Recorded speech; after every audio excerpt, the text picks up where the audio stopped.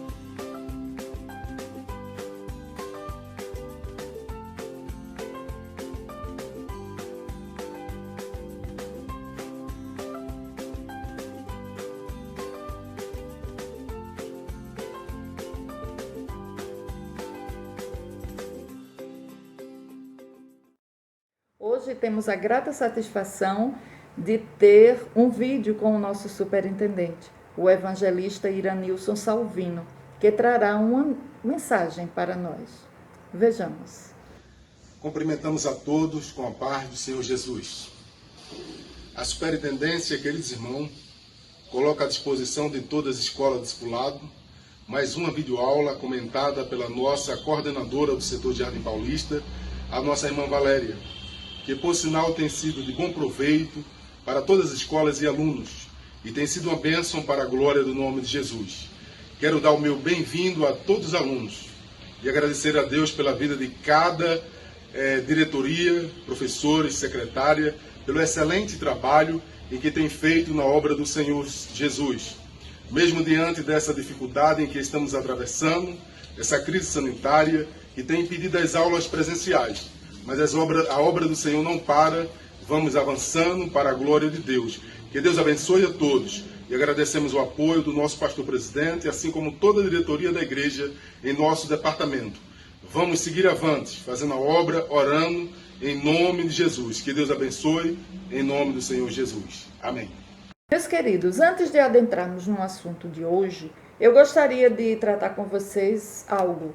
É que algumas pessoas, alguns alunos, têm entrado em contato comigo solicitando indicação de livros para que os ajudem, né, no seu devocional, no estudo da Bíblia.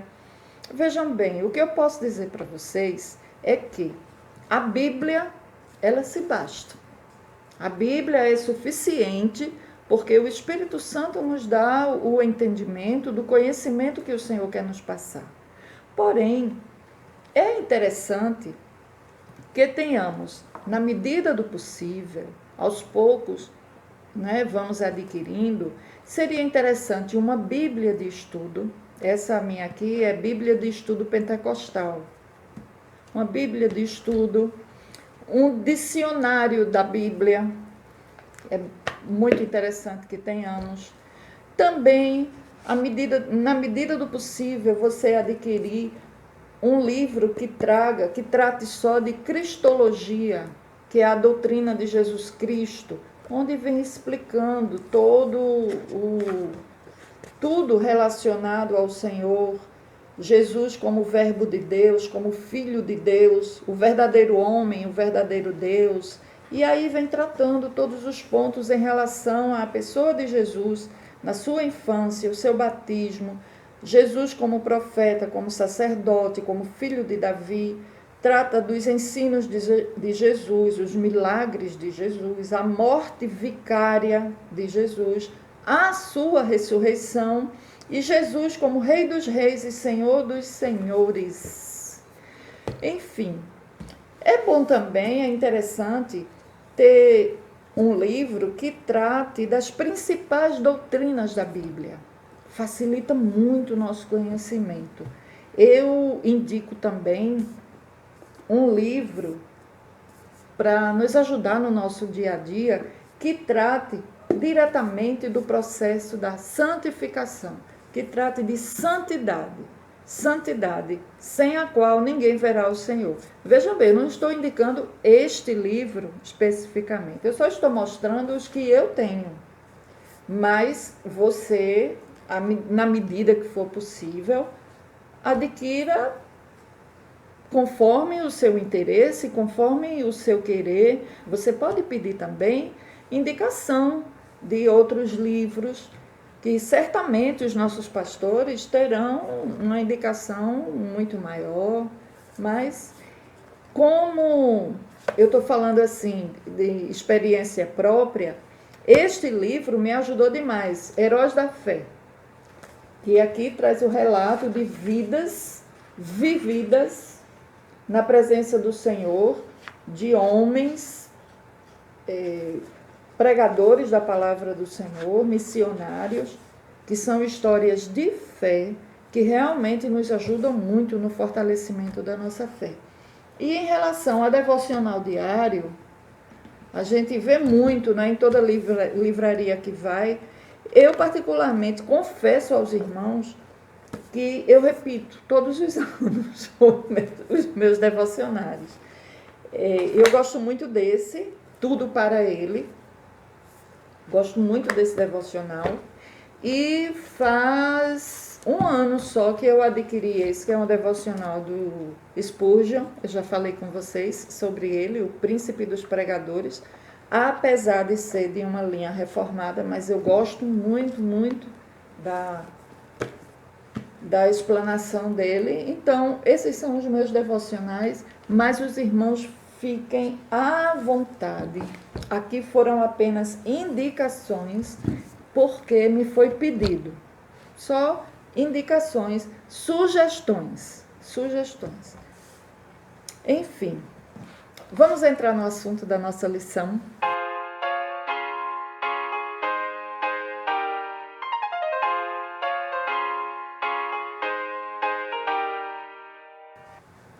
Vejam, a nossa lição é chamado para esperar a volta de Cristo. O texto base encontra-se no Evangelho de João, capítulo 14, versículo 3, que diz: E quando eu for e vos preparar lugar, virei outra vez e vos levarei para mim mesmo, para que onde eu estiver, estejais vós também. A introdução nos diz: a promessa do Senhor Jesus em vir buscar a sua igreja é o ponto culminante da esperança e da fé dos crentes fiéis. Esta promessa divina traz consigo a maior alegria, que é o nosso encontro em breve com o Senhor Jesus nos ares, para estarmos para sempre com Ele. A nossa lição traz 3 tópicos que dizem: o primeiro tópico, por que devemos esperar a volta de Cristo? O segundo, como devemos esperar a volta de Cristo? E o terceiro, o que representa a volta de Cristo para nós? Vejam bem, meus irmãos, a segunda vinda de Cristo nos traz sempre 2 perguntas fundamentais, essenciais. Quando será? E como será? Veja bem, quando será, nós não sabemos. Só sabemos que está próxima. Porque no Evangelho de Mateus, capítulo 24, versículo 36, o próprio Jesus disse: porém, daquele dia e hora ninguém sabe, nem os anjos dos céus, nem o Filho, mas unicamente o meu Pai. Hebreus, a carta aos Hebreus, capítulo 10, versículo 37, diz que, porque ainda um poucochinho de tempo, e o que há de vir, virá e não tardará. E como será a vinda do Senhor Jesus? A Bíblia nos diz que ela terá duas fases. Na primeira fase, Jesus levará a sua igreja para a glória. Isso será no instante e também será em segredo. É o chamado arrebatamento da igreja. E na segunda fase, ele virá com todos os santos e anjos, rodeado de glória e poder, para julgar as nações e estabelecer o seu reino milenial. Vejam bem, irmãos, entre o arrebatamento da igreja e a vinda de Jesus em glória, entre esse período, ocorrerá o que a Bíblia chama de a grande tribulação. É nesse período que ocorrerá a ascendência e o domínio do anticristo. A Bíblia relata que o anticristo promoverá primeiro uma paz e um progresso espantoso aqui na terra, porque ele será o falso Messias, o falso profeta. A Bíblia diz que todos ficarão maravilhados com ele, e até Israel fará aliança com ele. Mas, quando Israel se negar a adorá-lo, aí passará a ser perseguido. O livro do Apocalipse descreve como esse período de perseguição com o derramamento do cálice da ira de Deus sobre os reinos do mundo. Será um período de angústias e sofrimento nunca vistos na história. Mas durante esse período, meus queridos irmãos, minhas amadas irmãs, durante este período, nós, a Igreja do Senhor, já teremos sido arrebatados. Antes disso, tudo, antes de toda essa dor, antes de tudo isso acontecer, nós já estaremos no céu com Cristo, onde receberemos o nosso galardão e voltaremos com Ele em glória. Essa é a santa promessa para a Igreja do Senhor. A segunda vinda do Senhor começará com o arrebatamento da Igreja e terminará com a vinda de Cristo em glória. Jesus, ele não virá mais como uma criança indefesa, nascendo numa manjedoura para viver neste mundo. Não. Ele virá como relâmpago. O relâmpago fala de glória, fala de poder, fala também da universalidade e da visibilidade do evento. Todos verão. Ele virá como Senhor e Rei. Tanto a vinda de Cristo para arrebatar a igreja, como a sua vinda em glória para estabelecer o reino milenar na terra, ocorrerão de forma súbita e inesperada, assim como o fenômeno do relâmpago. Então, quando Jesus vier em glória, até mesmo os incrédulos e os escarnecedores, os que escarnecem de Jesus hoje e em todos os tempos, eles terão de se prostrar diante de Jesus.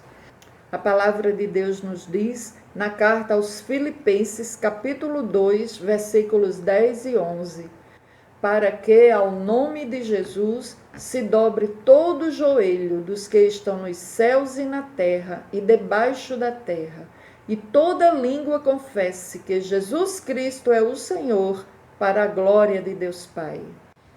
O Rei Jesus virá em um piscar de olhos, em um milésimo de segundo. Não haverá oportunidade, meus queridos, para quem está levando a vida mais ou menos crente, mais ou menos mundano.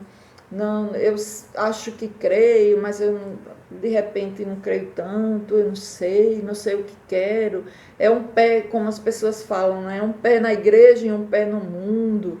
Olhe, quando Jesus voltar, não haverá tempo de se reconsagrar, não. Não haverá tempo, como houve quando ele veio a primeira vez, do ladrão na cruz se arrependeu. Mas quando Jesus vier buscar a igreja, ele levará os que estiverem prontos. Ele levará quem for igreja do Senhor. Não haverá tempo do ladrão se arrepender. Infelizmente, irmãos, não haverá tempo do pródigo voltar para casa.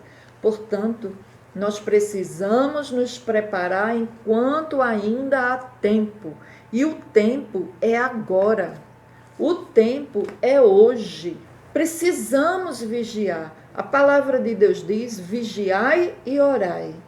Nós não podemos nos enganchar com as coisas desta vida, com as coisas deste mundo.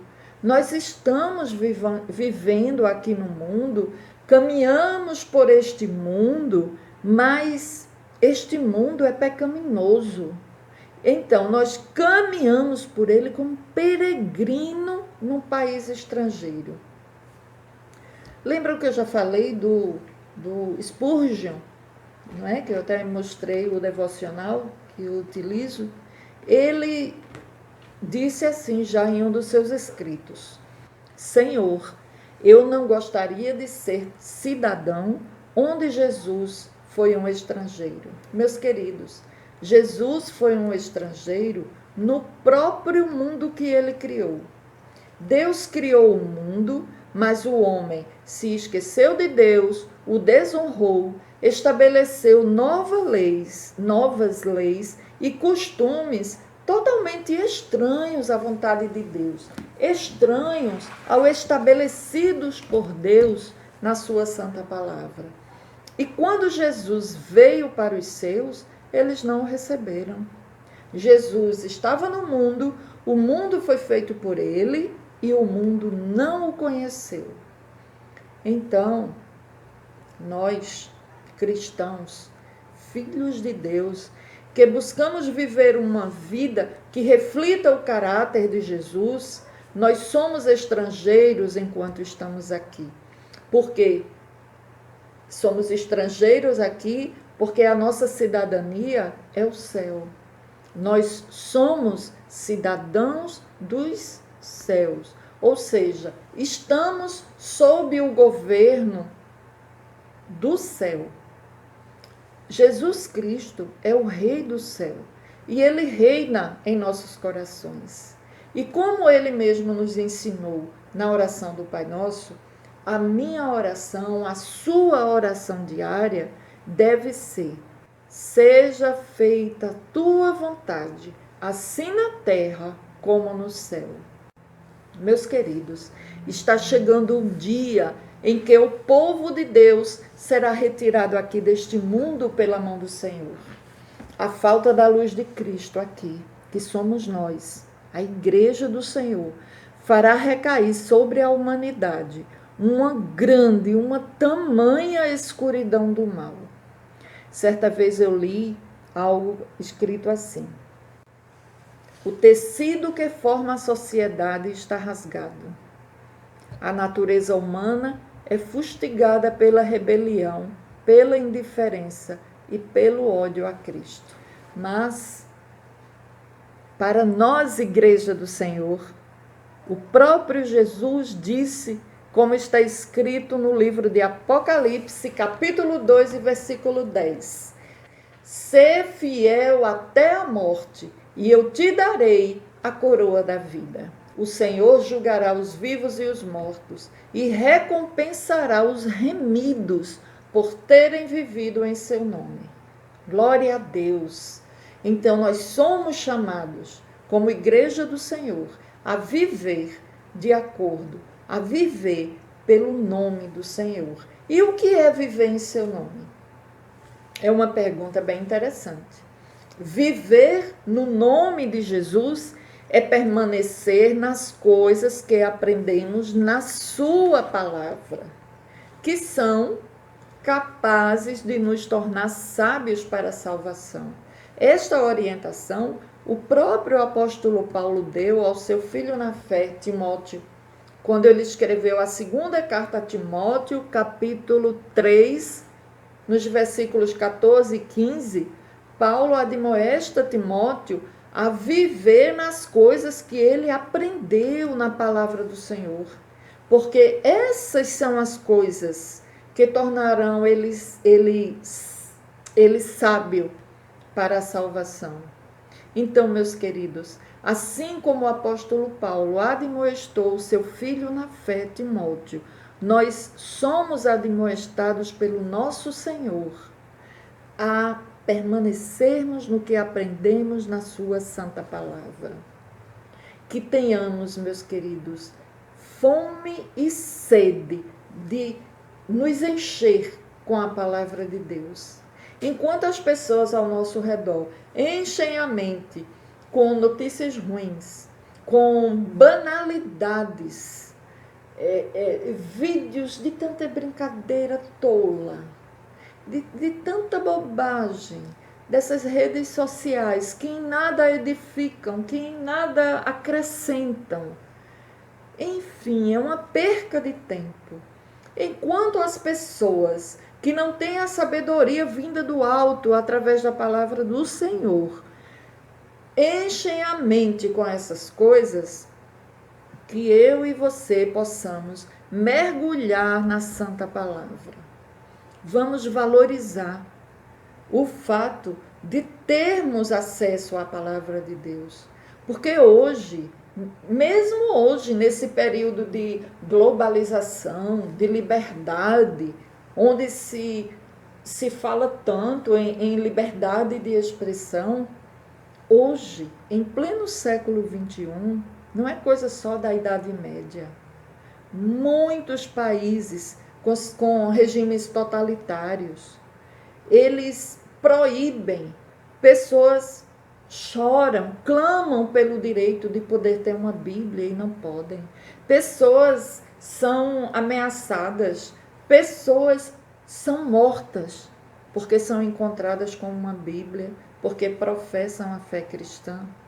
E nós ainda vivemos em um país com liberdade, onde podemos ir à igreja, onde podemos ter a nossa Bíblia, onde podemos ler, onde podemos nos alimentar do verdadeiro alimento que nos dá sabedoria para permanecermos na estrada que nos conduz à vida eterna, que é Jesus. Amém, meus queridos. Vejam bem, o próprio Spurgeon também já falou, a nossa fé cresce quando é plantada no solo fértil das Escrituras. Considere um dia perdido aquele em que você não consegue ler, nem que seja uma passagem desse livro. Meus queridos, a Bíblia é a nossa bússola. Ela direciona os nossos pensamentos, os nossos passos. Leiamos com reverência, pois Deus é santo. Não dê espaço, irmãos, não dê espaço à sua mente, não perca seu tempo ouvindo pessoas, pseudopastores, que pregam a palavra, contando piada, como que se... Cadê a reverência diante do Deus que é santo? Deus é santo. E tantos hoje vivem participando de cultos, como se estivessem participando de um stand-up de comédia. Muitos se colocam para ouvir especialistas em inteligência emocional. São os coach teológicos, né? É mais ou menos isso, eu não sei bem. Só sei que não é palavra. Não é pastor, não é homem escolhido por Deus que recebe a iluminação do alto para transmitir a palavra, para dar alimento às ovelhas. Então hoje nós temos realmente muito acesso através da internet, né? O YouTube está repleto de vídeos. Nesse período de quarentena, são lives e lives de pastores e pastores, entre aspas. Oh, irmãos, peçamos discernimento ao Senhor, Ele nos dá. Peçamos sabedoria ao Senhor, Ele nos concede. Vamos nos colocar diante de Deus, reconhecendo a nossa pequenez, a nossa limitação, o quanto necessitamos do Senhor para não sermos enganados. São muitos lobos que estão fazendo milhares e milhares se perderem com falsos ensinos, com falsos evangelhos. Na aula passada nós vimos o evangelho que salva, o evangelho que liberta, o evangelho que garante a vida eterna na glória com o Senhor é Jesus. Não existe outro caminho, não existe outra fórmula. E quando eu vejo pessoas que se dizem pastores passando horas e horas a fio, contando piadas, fazendo todo mundo rir, diante da seriedade da mensagem do Evangelho. Vejam bem, eu não estou dizendo que nós devemos viver com um semblante carrancudo, que o crente não pode sorrir, que o crente não pode brincar, que o crente não pode contar uma piada sem nenhuma maldade. Não, não é isso que eu estou dizendo. Só que nós não podemos fazer piada do que há de mais santo e sagrado na face da terra, que é a palavra de Deus. Nós não podemos brincar com o que é santo. E a reverência, temos que ter reverência. Então, não vamos estar julgando, olhando um, olhando o outro, não. Mas que cada um de nós possamos fazer a nossa parte e buscar ler a palavra de Deus com reverência, porque Deus é santo. Ler com expectativa, com a certeza de que Deus falará com você. Leia com a dependência do Espírito Santo, porque Ele abre o nosso entendimento para que a gente entenda, para que a palavra lida, meditada, realmente seja alimento para nós. Leia com convicção, para que ela te corrija, me corrija, mas no momento que corrige, nos encoraja a acertarmos e a perseverarmos, a não desistirmos. Precisamos ler a palavra com obediência, a fim de colocar em prática os seus ensinamentos. Leiamos a palavra em espírito de oração, para que ela nos fortaleça na fé. Leiamos e transmitamos a sua mensagem como um testemunho vivo daquilo que Deus fez por você, que Deus fez por mim, o que Deus tem feito na vida do homem, da mulher, que se reconhece devedor, pecador e necessitado do perdão de Deus através de Cristo Jesus. A palavra de Deus nos diz no Salmo 119, versículo 89.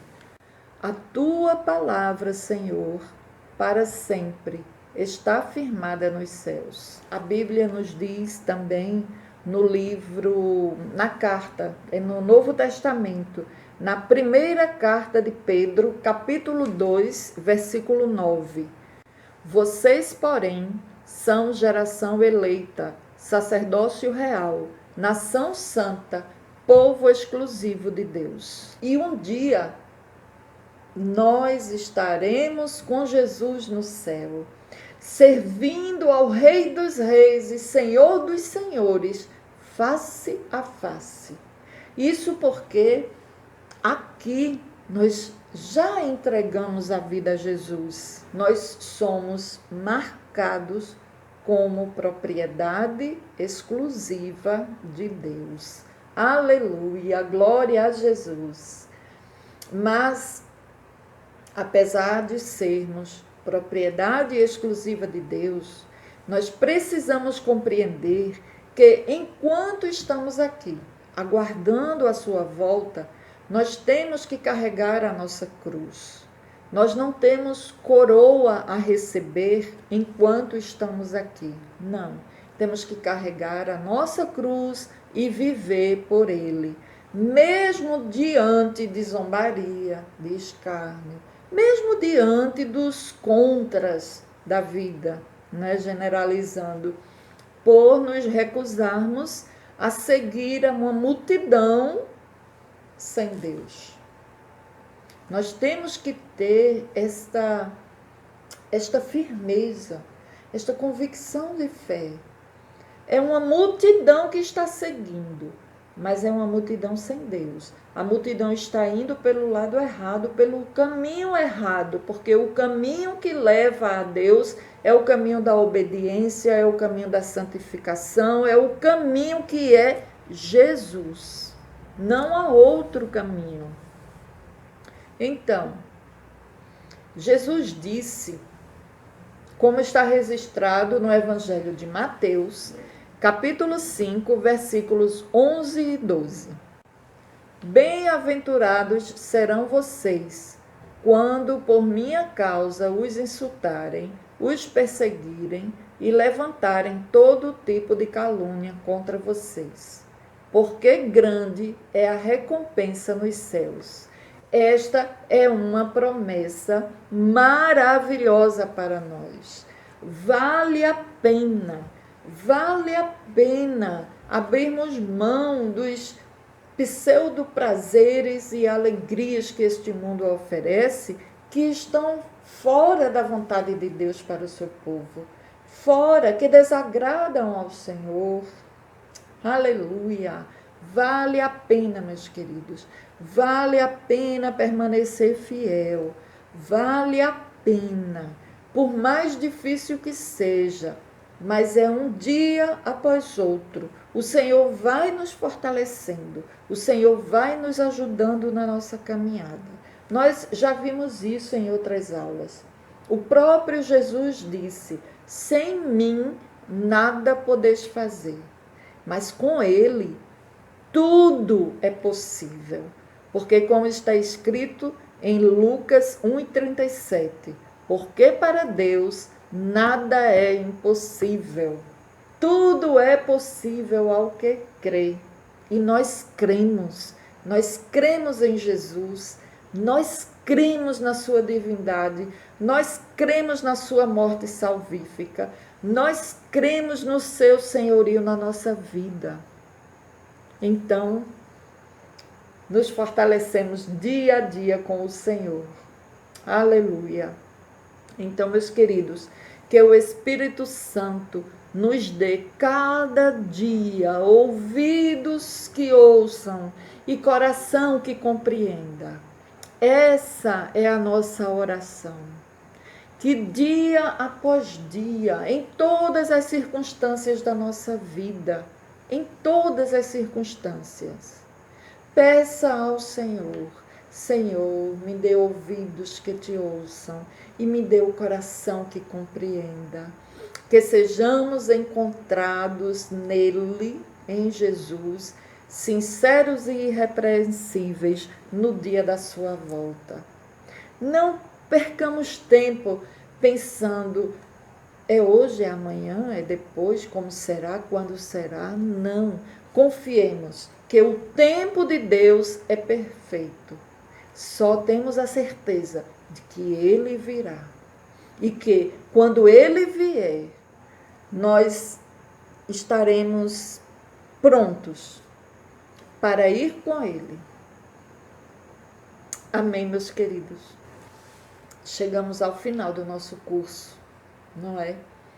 E mesmo diante desse momento tão difícil pelo qual estamos passando, o nosso país, né, o mundo, diante dessa pandemia, diante desses conflitos ideológicos de governo, enfim, enquanto os homens sem Deus estão entrando pelo caminho do desespero, porque não vem saída, nós estamos vendo tudo se preparando, tudo sendo preparado para a volta do nosso Jesus, para a volta do nosso Salvador, para arrebatar sua igreja.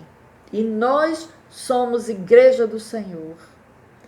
Então, meus queridos, é com alegria que eu agradeço a Deus o privilégio de ter passado com vocês esses poucos meses, não é, estudando juntos, que o Senhor continue com suas mãos estendidas sobre sua vida, sobre a vida da sua família. Nós vamos continuar juntos, né, na nossa caminhada, servindo ao Senhor com alegria. E como está escrito no livro de Eclesiastes, capítulo 9, versículo 10. Tudo quanto te vier a mão para fazer, faze-o conforme as tuas forças.